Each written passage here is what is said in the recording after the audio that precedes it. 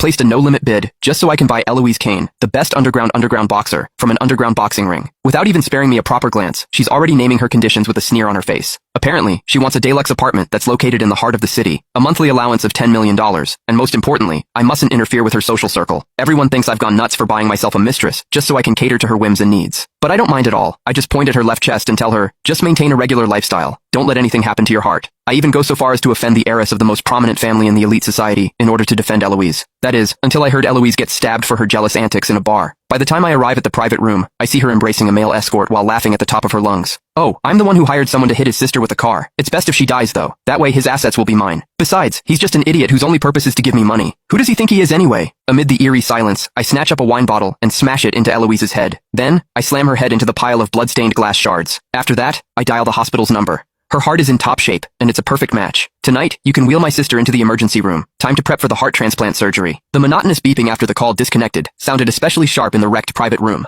Eloise Kane was pinned beneath me, her face pressed into the ruins of a coffee table, blood from her forehead mixing with the stench of alcohol on the carpet. For the first time, the arrogance vanished from her unruly eyes, replaced by raw disbelief and unmistakable panic. "Drake Becker, have you lost your damn mind? Do you even know what you're saying?" she screamed, thrashing wildly. My bodyguard surged forward, forcing her head back down into the blood-stained shards of glass. Several dull cracking sounds followed as Eloise let out a muffled groan of pain. Micah Campbell, the male escort, shrank into the corner of the couch, ghost white and shaking too badly to manage a coherent plea. I looked down at Eloise from above, using the toe of my leather shoe to tip her chin up. As I stared at the face now twisted by overwhelming fear, my thoughts drifted back to the night I first met her 3 years ago. 3 years earlier, in the most secretive and brutal underground boxing arena in Kensington, Eloise fought inside the octagonal cage like a tireless lioness, throwing a vicious hook that shattered her opponent's nose. Without even catching her breath, she stepped on the fallen fighter's chest and flashed a wild, defiant smirk. When I pressed the red button beside me, the arena erupted. In that world, it meant only one thing. No matter how high anyone else bid, I would raise it without limit until I won ownership of the fighter. In the end, I spent an astronomical $10 million to buy Eloise's contract. When brought before me, she didn't even bother looking at me. She casually wiped the blood from the corner of her mouth and sized me up with unconcealed contempt. "You want to keep me as your little pet?" Eloise asked with a cold laugh. "Fine, but I have conditions.